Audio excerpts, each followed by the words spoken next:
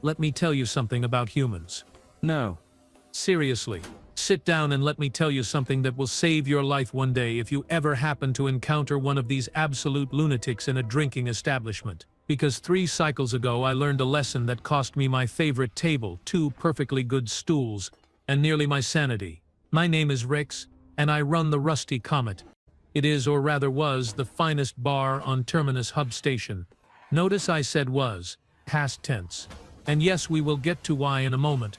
But first you need to understand the setup here. Terminus Hub sits at the edge of the outer reach territories. Right where civilized space meets the kind of space where people stop asking questions about your cargo manifest. We get all types here.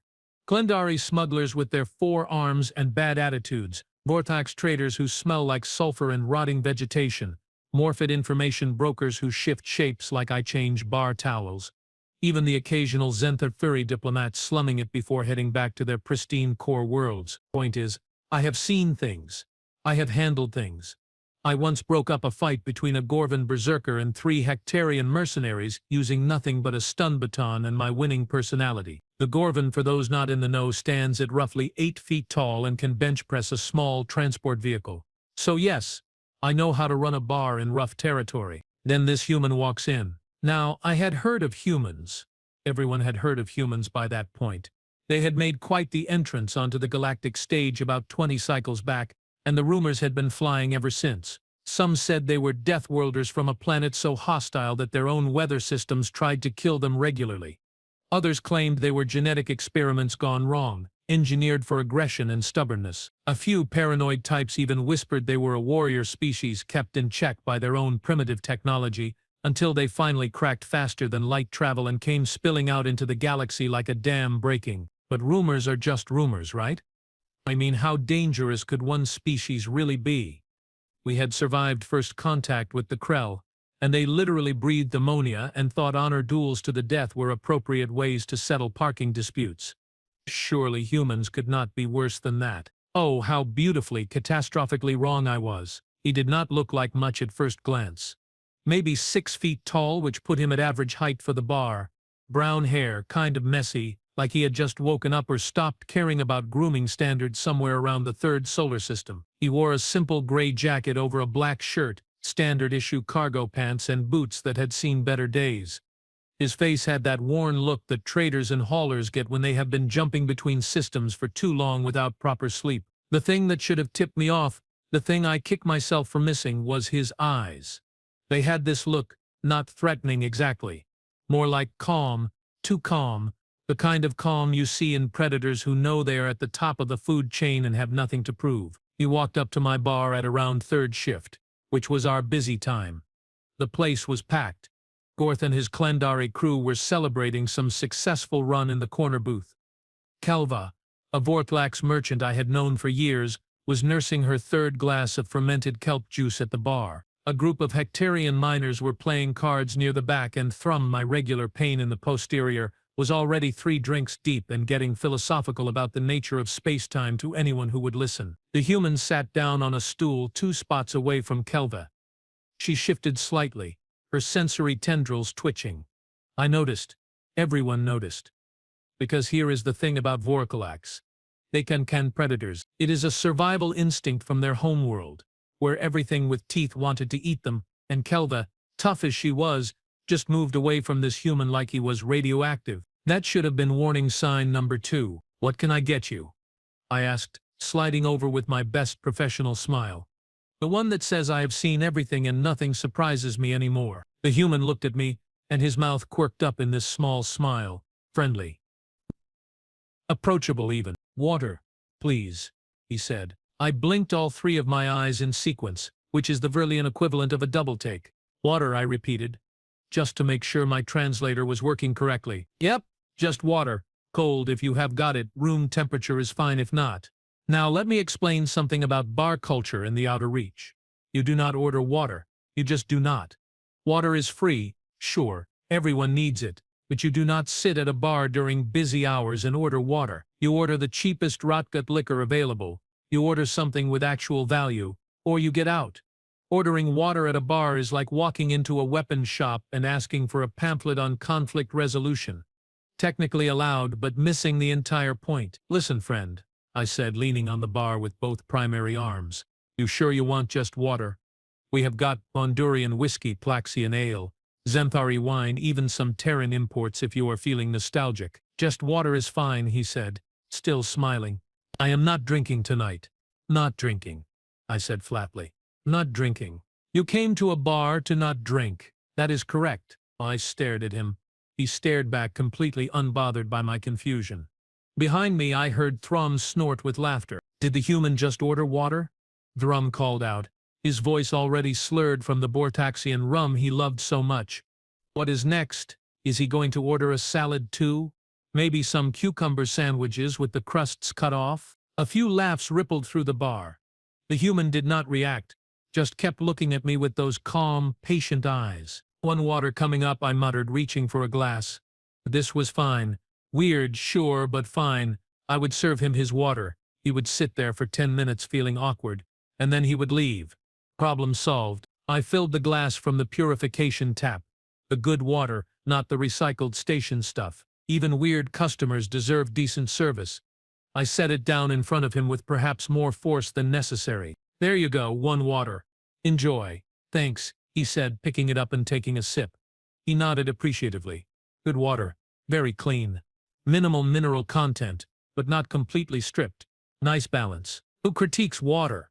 Who does that? Glad it meets your standards, I said, my sarcasm filters completely disengaged at this point.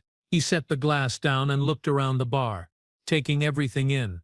His gaze swept over the Clandari crew, the card game, the various patrons scattered throughout the establishment, not nervous looking, just observing.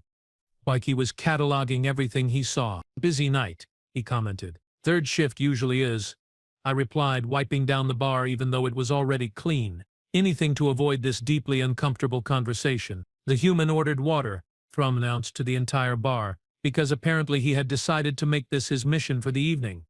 Did everyone hear that? The scary Deathworlder human ordered water. I bet he also asks for directions and says please and thank you. More laughter. The human took another sip of his water, completely unconcerned. Your friend seems to have opinions, he said to me quietly. Thrum has opinions about everything when he is drunk, which is always. You get used to it. I am sure I will. Something about the way he said that made my spine ridges tingle. Not a threat exactly. More like a statement of fact. Kelva leaned over from her spot at the bar, keeping a careful distance from the human. Rix, can I ask why there is a human in your establishment? Her voice had that slightly panicked edge that Vorthax get when their danger sense is screaming at them. Because it is a public bar and he has not done anything wrong, I said, trying to sound reasonable while also wondering if maybe I should have stricter door policies. He is a human, she hissed, like that explained everything. I can hear you, the human said pleasantly, not even turning around. Just so you know, your translation matrix is projecting at full volume. And yes, I am a human. Name is Marcus, by the way. Marcus Trent. Kelva's sensory tendrils went completely rigid. The human Marcus turned slightly on his stool to face her. Sorry if I am making you nervous, he continued. That is not my intention. I just stopped in for a drink before my ship finishes refueling. I will be out of your hair or tendrils or whatever in about an hour. You ordered water, Thrum called out again, because apparently he was stuck on this point like a corrupted data file. What kind of dangerous Deathworlder orders water? Are you going to ask for a flower arrangement next? Maybe some mood lighting. Thrum, I warned. Leave it alone. But Thrum, blessed with the intelligence of a particularly dim asteroid, did not leave it alone. No, I want to know, he said, sliding off his stool and weaving his way toward the bar. Everyone talks about how scary humans are, how they are from some nightmare death planet, how they fought off a Krell warfleet using nothing but stubbornness and improvised weapons. But this one orders water. Water, like my grandmother, and she has been dead for 15 cycles. Marcus set his glass down very carefully on the bar. He turned fully to face Thrum, who had now planted himself right next to the human. They were about the same height, though Thrum had the stockier build common to Bortaxian miners. You are absolutely right, Marcus said, his voice still friendly. I did order water, because I am the designated pilot for my ship, and I do not drink before flying. Call me crazy, but I prefer not to crash into asteroids or, space stations. Scared of a little drink? Thrum sneered. Some death worlder you are. Thrum, I said louder this time. Back off. Now, why? He is just a human. Probably all talk anyway. I bet they exaggerate everything about their planet. Dangerous weather, they say. Hostile wildlife. They claim. I bet it is all propaganda to make themselves seem tougher than they actually are. Marcus took a slow breath in through his nose, held it, then let it out. I recognized that gesture. I had seen it before in other species. It was the universal sign of someone trying very hard not to do something they would regret. My planet, Marcus said slowly, has storms that can level entire cities. We have animals that weigh 6 tons and can run 30 miles per hour. Our oceans have creatures in them that make your worst nightmares look like children's entertainment. Our own atmosphere periodically tries to kill us with temperature swings, hurricanes, tornadoes, earthquakes, volcanic eruptions, and floods. And you know what we did? We built cities anyway. We survived anyway. We thrived anyway. Big talk, Thrum said, but I noticed his confidence was wavering slightly. Not talk fact, but here is the thing. Marcus leaned in slightly, and I swear the temperature in the room dropped 5 degrees. We did not survive all that by being stupid. We survived by being smart, adaptable, and incredibly stubborn. So when I order water instead of alcohol before piloting a multi-ton spacecraft through a debris field, that is not weakness. That is common sense. Something you might want to look into. Thrummond's face, already reddish from drink, turned a darker shade of purple. Are you calling me stupid? I am calling you drunk and looking for a fight. 2 things I am familiar with, having spent a lot of time in bars across about 50 different systems. 50 systems. Thrum laughed. His pop thinks he is well-traveled. 217 planets. Actually, Marcus corrected. 53 space stations, including this one. 4 asteroid colonies, and 1 very uncomfortable week on a generation ship where the recycling system had broken down and everything smelled like feet. The bar had gone quiet. Everyone was watching now. Even Gorth and his crew had stopped their celebration to pay attention. You are saying you have been to 217 planets? Thrum said skeptically. Give or take a few moons that might technically count. I have been hauling cargo for 8 years. You cover a lot of ground in 8 years. Cargo, Thrum snorted. So you are a delivery boy. That makes it even better. The big scary human is a delivery boy who orders water. I saw Marcus's jaw tighten. Just for a second. Then it relaxed again. I prefer freight specialist, but sure, delivery boy works. What do you even deliver? Care packages? Birthday presents? Whatever pays. Marcus said simply. Medical supplies, mining equipment, terraforming components, livestock, scientific instruments, the occasional diplomatic courier package that people really do not want getting blown up by pirates. Pirates? Thrum scoffed. Right, I am sure you have fought off dozens of pirates with your water and your sensible decision-making. 17 times, actually. Well, 17 attempted boardings. Only 13 of those turned into actual fights. The other 4 times they took one look at my ship's modifications and decided they had better things to do. Your ship has modifications, Thrum said, his tone suggesting he did not believe a word of it. Every ship has modifications if you are smart about it. Mine just happened to be a bit more aggressive than most. Aggressive? Like what? A strongly worded warning message?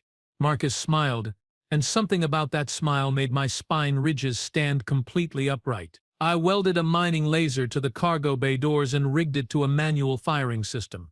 Technically not legal in most core systems, but out here in the outer reach, nobody asks questions. I also installed reinforced hull plating around the crew compartment and added a few surprise packages to the exterior that activate if someone tries to cut through without permission. Non-lethal mostly, but very effective at convincing people to go bother someone else. Thrum stared at him. You are making that up. I am really not.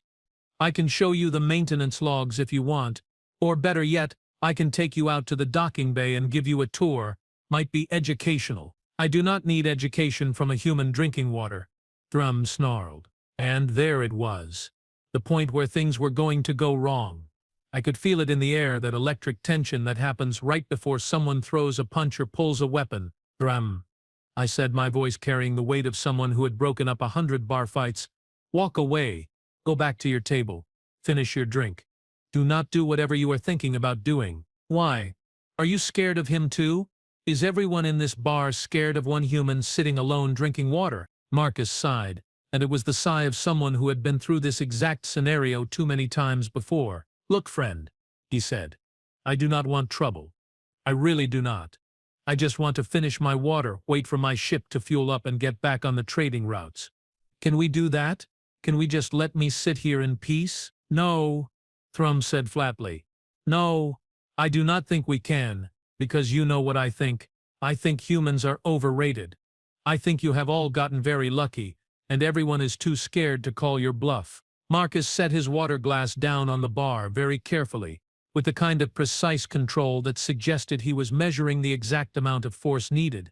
Not too hard, not too soft, just right. This is not a bluff, he said quietly. Prove it. And that, right there, was the exact moment I knew my table was doomed. Marcus stood up slowly, deliberately, his movements controlled and fluid.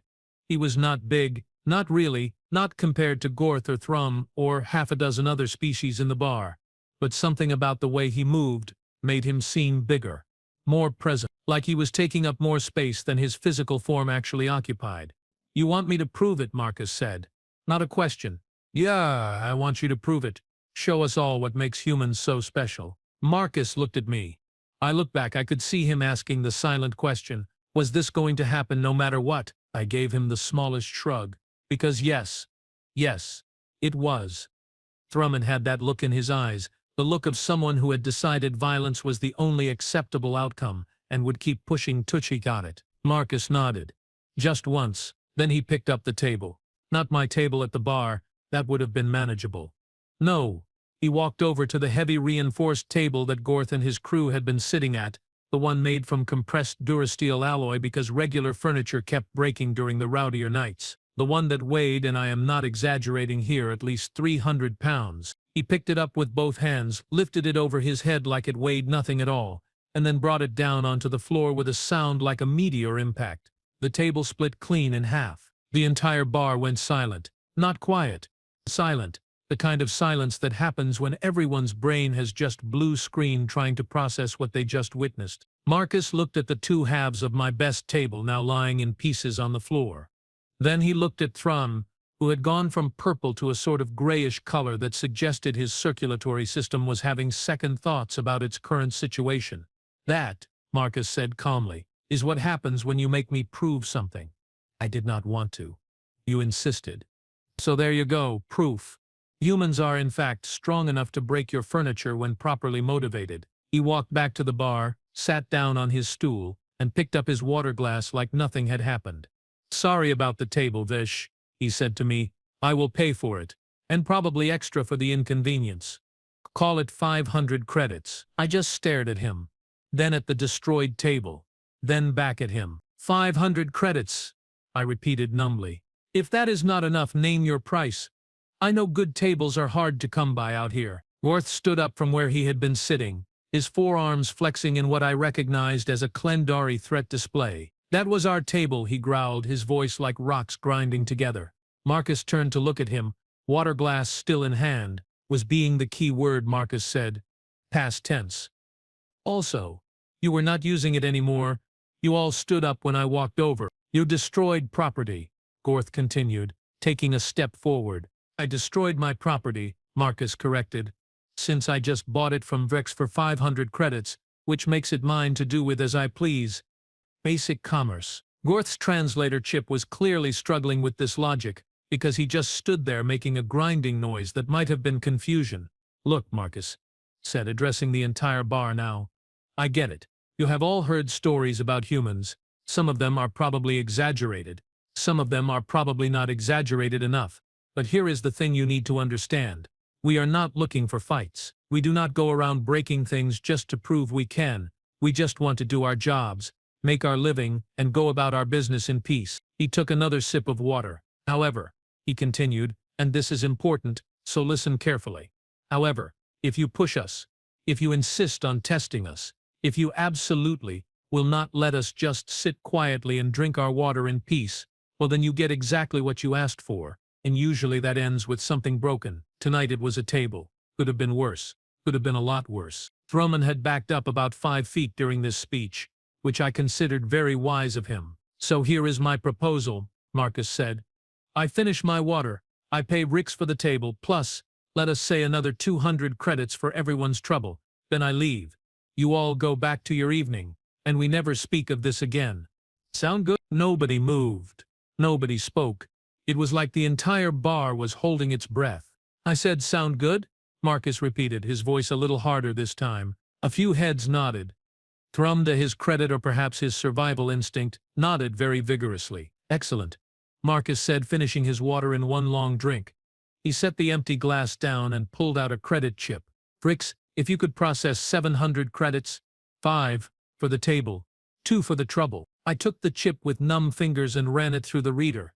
Sure enough, 700 credits, transferred without a single question or complaint. "Pleasure doing business," Marcus said, standing up. "Apologies again about the furniture. You run a nice place here. Would recommend it to other travelers, even if the clientele can be a bit rowdy." He nodded to me, gave a small wave to the rest of the bar, and walked out. Just like that. Calm as could be. Like he had not just broken a 300-pound table with his bare hands and fundamentally altered everyone's understanding of human capabilities. The door closed behind him. 3 seconds passed. Then 5. Then Kelva was the first one to speak. "Did that just happen?" she whispered, her tendrils still rigid with shock. "That just happened," I confirmed, staring at the credit chip reader like it held the secrets of the universe. "He broke the table," Gorth said slowly, processing this information. "With his hands, just picked it up and broke it." "That was a durasteel alloy table," one of the Hectarian miners added. "We use equipment made from that stuff to break apart asteroids." "Humans," Thrum muttered, finally finding his voice again. "Humans are terrifying." "You think?" I snapped, my patience finally breaking. "You think maybe, just maybe, all those rumors were based on something real? You think perhaps provoking a member of a species known for fighting off Krulla warfleets was not your brightest idea?" Drummond had no response to that. Probably because his brain was still trying to restart after witnessing a human casually destroy my furniture. I looked down at the credit chip in my hand. 700 credits. More than enough to replace the table and the lost business from everyone being too shocked to drink for the next hour. Hell, it was enough to upgrade to a better table. But somehow I do not think any table in this bar will ever feel quite as secure as it did before Marcus Trent ordered water and proved exactly why humans have the reputation they do. And that, my friends, is part 1 of the story. How a human ordered water at my bar, got challenged by a drunk idiot, and broke my best table like it was made of cheap plastic instead of compressed durasteel alloy. Part 2? Part 2 is about what happened when Marcus came back 3 days later, and things got even stranger. But that is a story for another time. Right now, I need to order a new table, figure out if reinforced durasteel is even worth it anymore, and maybe, just maybe, consider putting up a sign that says, "Do not provoke the humans." Though something tells me nobody in my bar needs that reminder anymore. 3 days.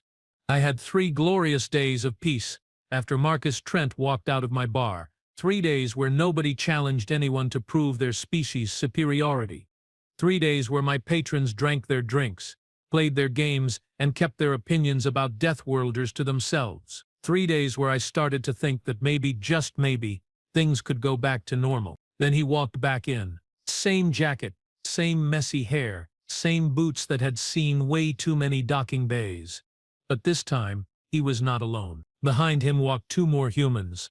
A woman with short red hair, wearing a pilot suit that had more pockets than should be legally necessary, and a younger guy, maybe mid-20s by human standards, with dark skin and the kind of nervous energy that suggested he had recently consumed too much caffeine or was about to do something spectacularly stupid. Possibly both. The bar was moderately full. Second shift this time, so a different crowd than before.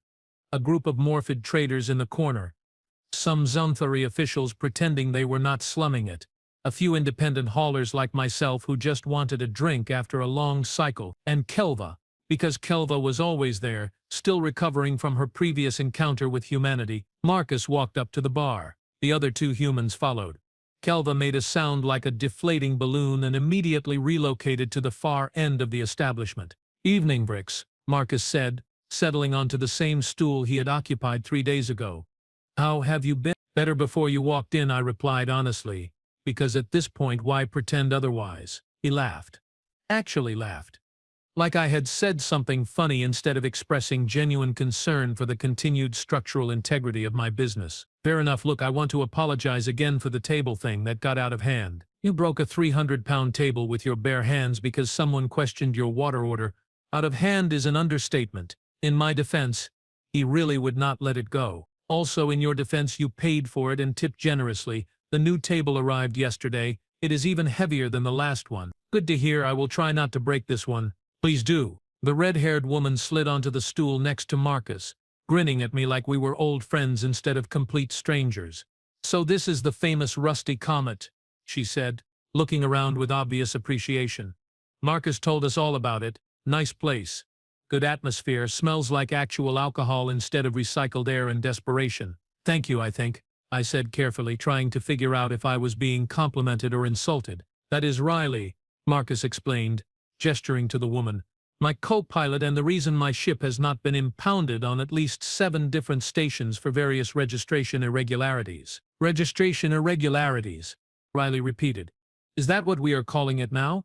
I prefer creative paperwork." "And this," Marcus continued, pointing to the nervous younger human, "is Jamie, our newest crew member. This is actually his first time on a station this far out in the outer reach. Be gentle." Jamie gave me a small wave that was equal parts friendly and terrified. "First time in the outer reach," I said. "That explains the look on your face." "What look?" Jamie asked, his voice cracking slightly. "The look that says you are wondering if you made a terrible life decision and whether it is too late to catch a transport back to civilized space. That is actually exactly what I am thinking right now."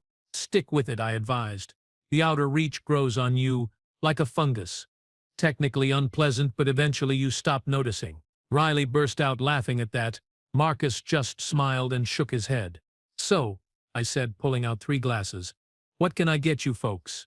And please, for the love of all that is profitable, tell me you are ordering actual drinks this time." "Water for me again," Marcus said. I closed all 3 eyes in sequence, which in Brilliant body language roughly translates to "Why do you hate me specifically?" "Marcus," Riley said, "you cannot order water again.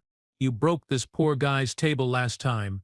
At least order something with alcohol in it so he can make a profit."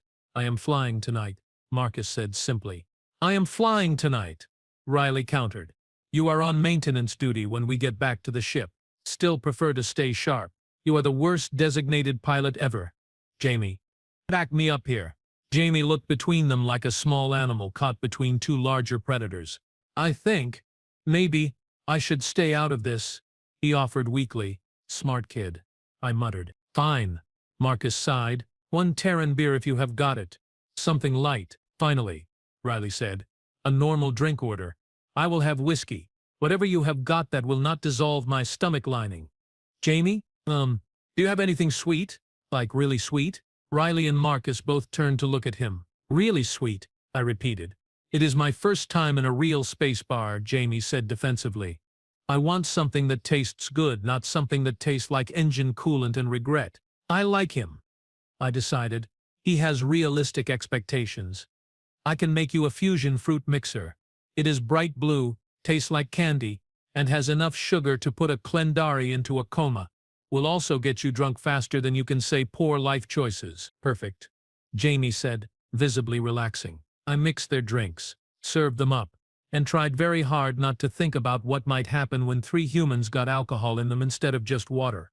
Nothing good, probably, but at least they were paying customers this time. "So," I said, leaning on the bar, "what brings you all back here? I figured after the table incident you would avoid this place like a radiation leak." "Are you kidding?" Riley said. "Marcus told us the story.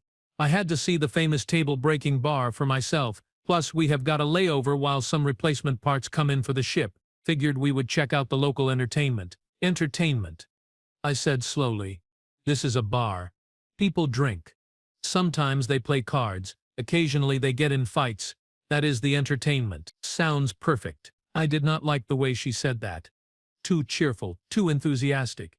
Like someone who enjoyed chaos for its own sake. Marcus took a sip of his beer and glanced around the bar, doing that same cataloging thing he had done before.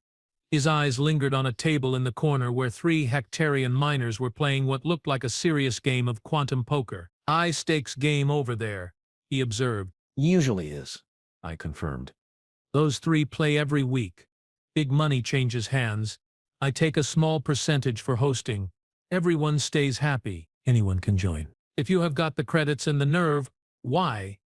I dabble. Riley snorted into her whiskey. He dabbles. Marcus, tell him about the time you won that cargo hauler in a card game. That was luck, Marcus said. It was skill and you know it. You counted cards for 6 straight hours while the other players got progressively drunker and more confident. By the end, that poor Vorthax captain did not know what hit him. In my defense, he bet his ship. I just accepted the terms. You cleaned him out, Riley corrected, took his ship, his cargo, and his dignity. Then you felt bad and gave him enough credits to book passage home and hire a lawyer to explain to his company what happened. Seemed like the right thing to do. I stared at Marcus. He stared back, completely unbothered. You won a ship in a card game. Technically, I won 2 ships in card games. The other one was smaller. I sold it for parts. Of course you did. Jamie had been quietly sipping his bright blue drink, but now he leaned forward, his eyes slightly unfocused in a way that suggested the alcohol was hitting him faster than anticipated. Can I ask a question? He said. Sure, kid, I replied. Why does everyone seem scared of us? Like, we walked in here and that lady with the tendrils practically ran away, and people keep staring at us. You are human, I said, like that explained everything. Which? It did. So humans have a reputation. What kind of reputation? I looked at Marcus and Riley. They both shrugged, apparently content to let me field this one. All right, gather around, children, and let me tell you about humanity's reputation in the wider galaxy, I said, slipping into my storyteller voice. About 20 cycles back, humans made first contact with the Zenthari. Nice, peaceful first contact. Lots of cultural exchange. Everyone was very civilized. The Zenthari reported back that humans seemed pleasant, if a bit primitive technologically. Primitive, Riley muttered. That is rich coming from a species that still uses physical currency. 2 cycles later, I continued, ignoring her, the Krell showed up at a human colony world called Epsilon Station. The Krell, for those not familiar, are a warrior species that believes might makes right and that any species worth respecting should be able to defend themselves. They attacked the station expecting an easy victory and some entertaining combat practice. Oh boy, Jamie said. Oh boy is right. The humans, who at this point had exactly 3 military vessels in the entire system and maybe 200 trained soldiers, proceeded to fight off a Krell warfleet using a combination of civilian ships, mining equipment, improvised explosives, and what the official report described as terrifying levels of creative violence. We prefer the term adaptive problem-solving, Marcus said mildly. You turned cargo haulers into missile platforms. You used mining lasers as anti-ship weapons. One of your captains apparently rammed a Krell destroyer with a transport ship full of explosive mining charges and then evacuated via escape pod at the last second. Captain Torres, Riley said fondly. She is a legend now. They named a ship after her. The Krell retreated, I continued. Which they never do, ever. They retreated, regrouped, and then came back with an even bigger fleet, because apparently humans had impressed them enough to warrant a proper war, and we fought them to a standstill, Marcus added. 3 years of back and forth before both sides agreed that maybe peace was a better option than mutually assured destruction. So now, I concluded, everyone knows that humans are from a death world, are basically impossible to intimidate, will use anything and everything as a weapon if necessary, and have a cultural emphasis on never giving up no matter how bad the odds look. Hence, people are nervous around you. Jamie looked down at his bright blue drink, processing this information. He said finally. That is actually kind of cool. It is terrifying. I corrected. Your species is terrifying. We are really not that bad, Marcus said. Most of us just want to do our jobs and live peaceful lives. Until someone challenges you about ordering water and you break their furniture. Fair point. The door to the bar opened and I felt my stomach drop as I recognized who was walking in. Galout, A Gorvan bounty hunter who had been banned from my establishment twice already for starting fights and once for trying to intimidate information out of one of my regular customers. Big, mean, and dumb as a box of spare parts. He scanned the room, his small eyes settling on Marcus and his crew. Then he smiled, which on a Gorvan looks less like happiness and more like a threat display. "Oh no," I muttered. "Problem?" Marcus asked, noticing my reaction. "Big problem. That is Krelt. He is bad news on his best days. This is not going to be one of his best days." "Why not?" "Because he hates humans. Something about his brother getting killed in the Krell war fighting on the Krell side. He blames your entire species for it. His brother fought for the Krellal," Riley said. "Against us? And he is mad that we won. Logic is not Krell's strong suit." Krelt walked up to the bar, his 8-foot frame making everyone else look small by comparison. He planted himself directly behind Marcus, looming. "Human," he growled. Marcus took a sip of his beer and did not turn around. "That is my species, yes." "Good observation. You know who I am?" "No idea, should I?" Krelt's face turned a darker shade of red. "I am Krellet, bounty hunter, warrior, and I do not like humans." "Okay," Marcus said, still not turning around. "That is your right. Free galaxy and all that. Is there something I can help you with? Or are you just making conversation? Turn around when I talk to you. I am drinking my beer. When I finish my beer, I will turn around. Patience is a virtue." I saw Krellet's massive hand reach for Marcus's shoulder, and I started calculating how much of my bar was about to be destroyed in the coming fight. Probably all of it, honestly. But before Krelt could make contact, Riley spun on her stool and looked up at him with a smile that would have made a shark nervous. "Hi there," she said brightly. "Quick question. Are you about to put your hand on my captain?" Krelt looked down at her. "What is it to you?" "Just clarifying. Because if you are about to touch him without permission, I am going to break 4 of your fingers. If you are not about to touch him, then we are all good and you can walk away. Your choice, really." Krelt laughed, a deep, rumbling sound that shook the glasses on the bar. "You break my fingers? You are half my size, human." "3/4, Riley corrected. "I am 3/4 your size. Let's be accurate here. And yes, I will break 4 of your fingers. Not all of them. Just 4. I like to leave people functional enough to learn from their mistakes. I would like to see you try." "Would you though?" "Because I feel like you are saying that, but you have not actually thought through what happens next. See, here is how this plays out. You touch Marcus. I break your fingers. Then Marcus, who is in a good mood because he is drinking beer instead of water, breaks something much more important. Then my friend Jamie over here, who looks like he could not hurt a fly, well, we have been training him in zero-gravity combat and he is surprisingly good at joint locks. So really, you are looking at 3-on-1 odds. And buddy, those are not good odds." Krelt stared at her, then at Marcus, then at Jamie, who waved nervously with his bright blue drink. "You are bluffing," Krelt said, but his hand had moved away from Marcus's shoulder. "Only one way to find out," Riley said cheerfully. "Want to test the hypothesis." The bar had gone quiet again. Apparently I was running some kind of experimental psychology lab, instead of a drinking establishment. Every few days someone tested the humans. Every few days they learned something new. Marcus finally turned around on his stool, looking up at Krelt with that same calm expression he had worn when Throman challenged him. "Look," Marcus said, "I am sorry about your brother. Genuinely. War is terrible and people die and it is never fair, but I did not kill him. Most humans did not kill him. A very small number of humans, in a specific place, at a specific time during a war that neither side really wanted, ended up in combat with Krell forces and their allies. That is not on me. That is not on Riley. That is definitely not on Jamie, who was probably in elementary school when it happened." "I was 12, Jamie confirmed. "See? Elementary school. So if you want to be angry at the situation. Be angry at the Krella for starting it. Be angry at your brother for choosing the wrong side. But do not be angry at 3 random humans in a bar who are just trying to drink in peace." Krellet's jaw worked like he was chewing gravel. "Your species killed my brother." "Or killed your brother," Marcus corrected gently. "Or kills lots of people. That is why most of us try to avoid it when possible. You are cowards. We are practical. There is a difference. My brother was a warrior. He died with honor. I am sure he did. and I am sure he believed in what he was fighting for, but he was on the wrong side of that fight, and sometimes being on the wrong side means you lose. That is not cowardice. That is reality. Krilt stood there, breathing heavily, his fists clenched at his sides. I could see him running through options in his head.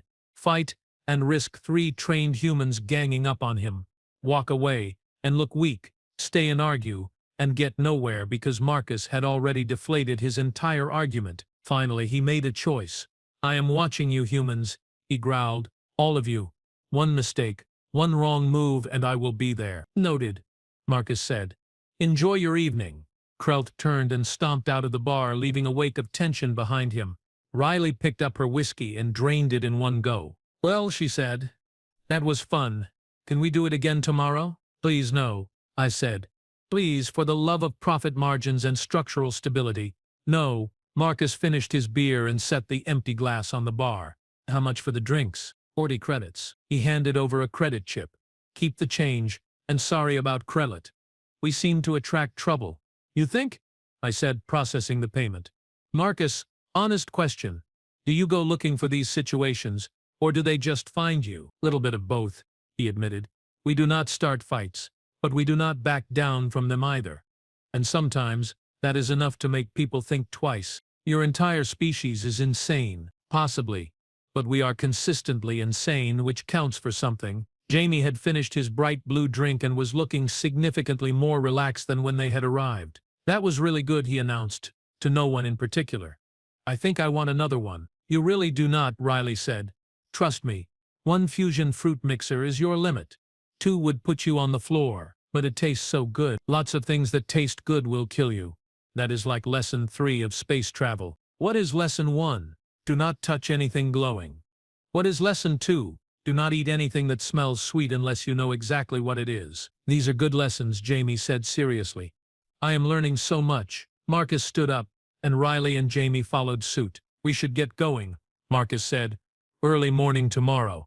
Cargo pickup at 5th shift. What are you hauling this time? I asked, making conversation as I wiped down the bar. Medical supplies to a colony world in the Helix sector. Nothing exciting, just keeping people alive. Noble work. It pays the bills. Speaking of which, Marcus pulled out another credit chip and set it on the bar.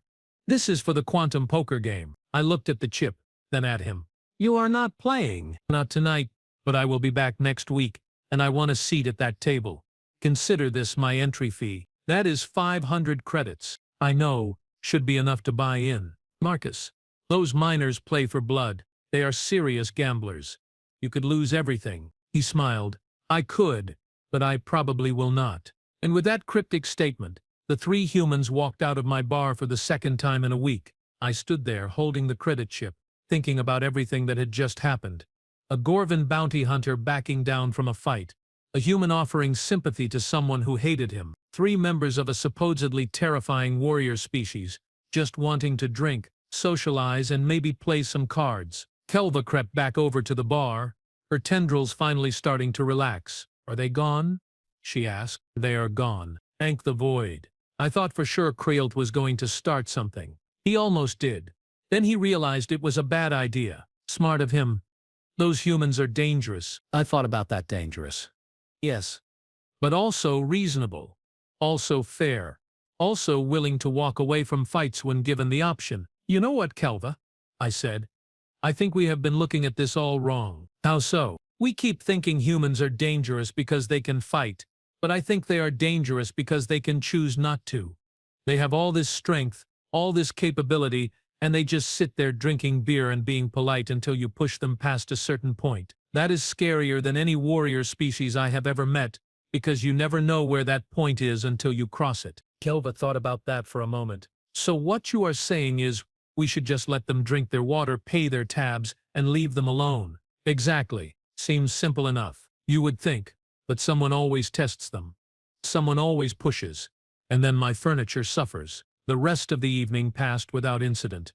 The quantum poker game continued. The Xanthuri officials got quietly drunk and pretended they did not have to work in the morning. The Morphid traders made deals in hushed voices, and I stood behind my bar polishing glasses and thinking about humans. A week later Marcus came back. alone this time. He walked straight to the quantum poker table, set down his credit chip, and asked if they had room for one more player. The Hectarian miners looked at each other, then at Marcus. Then they nodded. 6 hours later, Marcus walked away from that table with enough credits to buy a small shuttle. The miners were not happy, but they were gracious about it. Good players recognizing another good player. Marcus stopped by the bar on his way out, setting a generous tip on the counter. "Thanks for hosting, Varks," he said. "You cleaned them out," I observed. "They will win it back eventually. Cards are like that. Up and down. You coming back next week?" "Probably. If that is okay with you." I looked at him. Really looked at him. Just a human. Just a cargo hauler trying to make his way in the galaxy. But underneath that, something more. Something that had survived a death world, fought off a warrior species, and still managed to be polite about ordering water in bars. "Yeah," I said. "It is okay with me, just try not to break any more tables." "Deal." He left. I went back to running my bar. And you know what?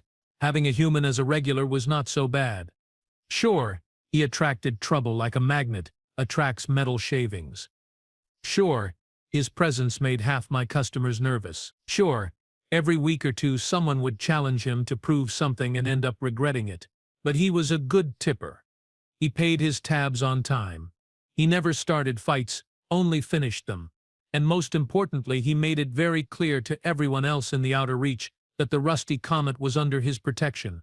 Not officially, not explicitly, but word got around. Mess with Rix's bar and you might have to deal with Marcus Trent. The human who broke a Durasteel table with his bare hands, the human who won ships in card games. The human who could be your best friend or your worst nightmare depending entirely on how you treated him. And honestly, I could live with that. So here is what I learned about humans, in case you ever meet one at your bar or station or colony world. They are not monsters. They are not warriors. They are not unstoppable killing machines. They are just people trying to get by in a complicated galaxy. But if you push them, if you challenge them, if you absolutely refuse to let them sit quietly and drink their water in peace, well then you will learn very quickly why everyone else is scared of them. Because humans do not bluff. They do not exaggerate. They do not threaten. They just act quickly, decisively, effectively, and then they go right back to being polite, friendly, and tipping generously. That is humanity. That is what makes them terrifying. Not the strength, not the stubbornness, not even the death world they came from. It is the choice, the conscious, deliberate choice to be kind until kindness is no longer an option. Remember that the next time you see a human ordering water at your bar, leave them alone, let them drink in peace. Because if you do not, well, I hope you have insurance on your furniture. Trust me on this one. I learned the hard way.